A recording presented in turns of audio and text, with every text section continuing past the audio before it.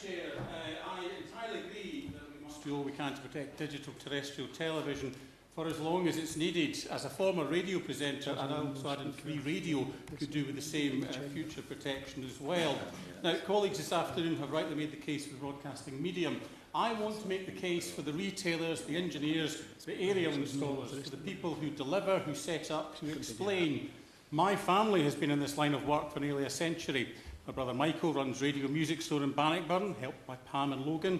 He took over from our father, who retired last year. My father took over from his father in the 70s, and my grandfather started the business in 1932, 5 years after the first BBC radio broadcasts came to Scotland. The store rented out its first television set in time for the very first TV broadcast in March 1952 in Scotland.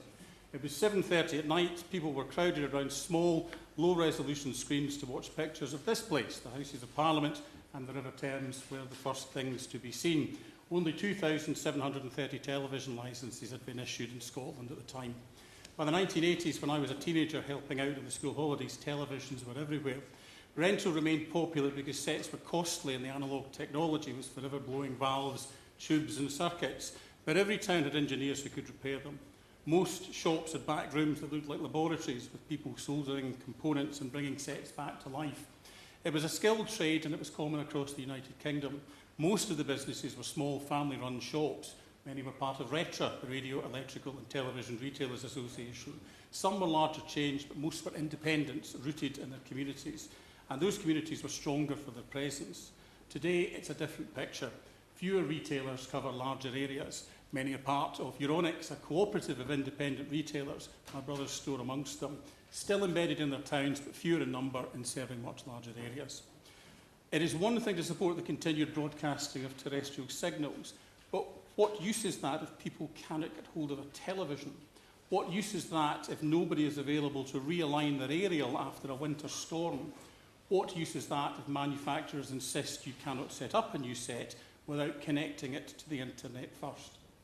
My grandfather would have been horrified at how easily televisions worth hundreds of pounds are written off for want of a 50p fuse. Once upon a time, engineers repaired components. Now entire circuit boards are thrown away, as often are the televisions they're in.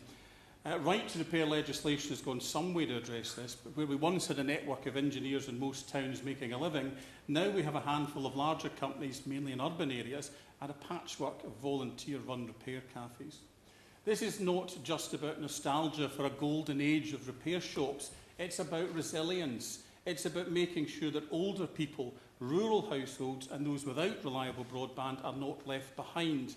It's about ensuring that communities from Bannockburn to Bolton have somebody nearby who can get them connected again when their sets go dark. So yes, let us protect terrestrial television broadcasting, but let us also support the ecosystem that makes it receivable, the shops, the engineers, the local support, the skills, and recognise that if you broadcast, you also receive, and there's a lot of people needed to make that sure that reception continues. Finally, a plea. Shop local when you can, because like so much of the high street, you will miss it most when you need it, but it's not there. Yeah.